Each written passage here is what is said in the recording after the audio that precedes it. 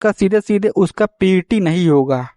PT उसका नहीं होगा, ये किसी हाल में। आप लोग तो अप्रेंटिस वाले 1 साल तो खुद ही रगड़े रहते हैं रेलवे में, तो उन लोग का भाई कैसा फिजिकल है। हेलो नमस्कार दोस्तों, स्वागत है आपका एक और नए वीडियो में। दोस्तों बहुत बड़ी अपडेट देनी है दोस्तों, जिससे कि आप लोग ग्रुप डी के एग्जाम में दोस्तों आप लोग का बहुत बड़ी राहत मिल सकती है। दोस्तों क्यों मिल सकती है, कैसे मिल सकती है, बहुत सारे कैंडिडेट के मन में से सवाल उठ रहे हैं दोस्तों, वो जानना उसका उत्तर बहुत ही जरूरी है, नहीं तो आगे चल के दिक्कत हो सकती है। दोस्तों क्या है वो जानकारी, तो कैसे उसका बेनिफिट मिलेगा और किस प्रकार से वो सवाल आप लोग के सामने रोड़ा बन सकता है, तो पूरी जानकारी प्राप्त करेंगे। उससे पहले चैनल पर नए हैं तो चैनल को सब्सक्राइब कर दीजिए, वीडियो पसंद आएगा तो वीडियो को लाइक कर दीजिएगा। अब चलते हैं सूचना की तरफ। तो दोस्तों देखिए, ये है वो आरटीआई रिप्लाई। तो इस आरटीआई रिप्लाई में सबसे पहले तो आप लोग देखिए क्या कहा गया है। तो देखो इस आरटीआई रिप्लाई में देखो ये कहा गया है, CCA candidate score more marks then a regular candidate, he she will be counted in the regular candidate quota list and not in the list under 20% reservation. तो दोस्तों इस नोटिस में यही बोला जा रहा है कि देखो अगर कोई कैंडिडेट, अगर आप लोग का जो नॉर्मल ओपन मार्केट से जिसका रिक्रूटमेंट होता है, अगर वो कैंडिडेट अगर सीसीए कैंडिडेट का, मान लो कोई ऐसा कैंडिडेट है, मान लो सीसीए कैंडिडेट है, ठीक है, अगर वो देखिए 70 से 80 नंबर ला देता है अपना, 65-70, जितना कि नॉर्मल कैंडिडेट्स का होता है जनरल का 70 से 80% नंबर, अगर उतना नंबर ला देता है एक कोई सीसीए कैंडिडेट अगर, तो इसमें वही बताया जा रहा है कि उसका जो काउंटिंग हो उसका सीसीए कैंडिडेट में ना होकर सीधे सीधे उसका नॉर्मल कैंडिडेट में गिनती होने लगेगा। तो ऐसे में आप लोग को मन में ये सवाल जब उठेगा जरूर कि देखो जब मान लीजिए कोई सीसीए कैंडिडेट अप्रेंटिस का सर्टिफिकेट अगर होल्ड करता है, अप्रेंटिसशिप होल्डर है वो, तो अगर वो इतना ज्यादा नंबर ला दे रहा है, मान लो इतना ज्यादा पढ़ाई किया है और वो सीधे सीधे आपका नंबर ला दे रहा है 70 से 80%, जितना कि आप लोग का एक नॉर्मल कैंडिडेट ग्रुप डी में जो लाता है जनरल का छात्र, उतना नंबर ला दे रहा है, तो कैसे उसका नॉर्मल ओपन मार्केट में कैसे उसका काउंटिंग होने लग रहा है। दोस्तों इसके बाद मान लीजिए इतना यहाँ तक तो ठीक है, उसका नॉर्मल कैंडिडेट में आप लोग उसका काउंटिंग हो रहा है, लेकिन दोस्तों यहाँ पर बिल्कुल भी ठीक नहीं है दोस्तों, क्योंकि देखिए आप लोग ये भी पता है जिनका ओपन मार्केट में जिनका होता है भर्ती, तो उन लोग का पहले एग्जाम होता है सीबीटी एग्जाम, उसके बाद देखो उसमें क्वालिफाई हो जाएंगे तो उन लोग का फिर एक फिजिकल सेंसिस टेस्ट होता है, फिर जाके उसका फिर डेवी होता है, ठीक है, इतना तो आप लोग को पता है। तो अब मान लो कोई सीसीए कैंडिडेट है, इसमें ये नोटिस के अकॉर्डिंग तो यही साबित हो रहा है ना कि मान लो सीसीए कैंडिडेट वो 70 से 80 नंबर ला दे रहा है अगर, तो सीधे सीधे वो चल जा रहा है ओपन मार्केट के तहत। ओपन मार्केट के तहत अगर वो चल जा रहा है अगर, तो उसका सीधे सीधे पीटी भी होता है तब। तो यहाँ पर ये सवाल यहाँ खड़ा हो जाता है कि उसका पीटी होगा या नहीं होगा। दोस्तों यहाँ बहुत सारे बच्चे ऐसे बोल रहे हैं, मुझे कमेंट में मुझे फोन करके बोले हैं बहुत सारे ऐसे बच्चे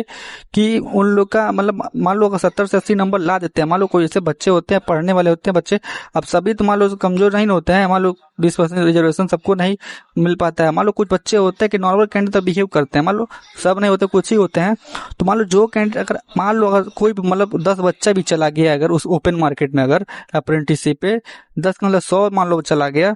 तो उन लोग का देखो फिजिकल एफिशिएंसी जो सीसी वालों का रिजर्वेशन में मेंशन किया गया है कि उन लोग का पीटी नहीं होता है, ठीक है। अब इस नोटिस के अकॉर्डिंग तो जनरल में चला गया नॉर्मल कैंडिडेट की तरह, उन लोग का पीटी तो होना लाजमी है। तो दोस्तों अगर आपके मन में भी ये सवाल उठ रहा है तो उसका जवाब मैं बता दूं, तो देखिए मुझे कई सारे रिसोर्सेज से पता चला है, देखो उसका केवल काउंटिंग जो होगा वो केवल आप लोग का नॉर्मल कैंडिडेट के बिहाफ में होगा, जो मेरिट लिस्ट तैयार की जाएगी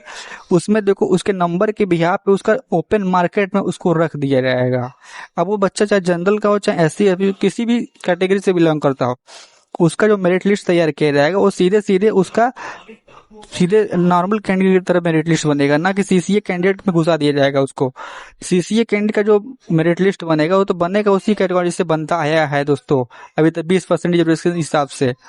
लेकिन यहाँ पर जो सोचने वाली बात है, यहाँ पर यही है बात सोचने वाली कि उसका पीटी हो कि नहीं। तो दोस्तों अगर वो अप्रेंटिसशिप होल्डर है, सर्टिफिकेट अप्रेंटिसशिप का रखता है, तो उसका सीधे सीधे उसका पीटी नहीं होगा, पीटी उसका नहीं होगा, ये किसी हाल में आप लोग जो जान लीजिए। अगर वो बच्चा ज्यादा नंबर ला भी देता है तब भी, क्योंकि देखिए उसका केवल मेरिट लिस्ट ही काउंट होगा नंबर के हिसाब से। अब देखिए ऐसे में आप लोग को राहत कैसे मिल सकती है ये भी जानना बहुत जरूरी है दोस्तों। देखिए दोस्तों राहत आप लोगों को इस तरह मिलेगी अब मान लो 20,000 इसमें वैकेंसियां हैं अप्रेंटिसशिप वाले में, 20,000 मान लो अप्रेंटिसशिप में वैकेंसियां हैं। अब मान लो इसमें से कम से कम तुम्हारा आप लोग का कम से कम 5,000 बच्चे ऐसे हैं, 5,000 जो बच्चे हैं ये आपका सीधे सीधे ज्यादा नंबर ला के जनरल में चलेगा, ठीक है। जनरल में चले, ओपन मार्केट में चले गए, मतलब ओपन जनरल का मतलब ओपन मार्केट में चले गए, सॉरी। तो इसमें देखिए आप लोग का सीधे सीधे आप लोग का 5,000 सीट एक्स्ट्रा,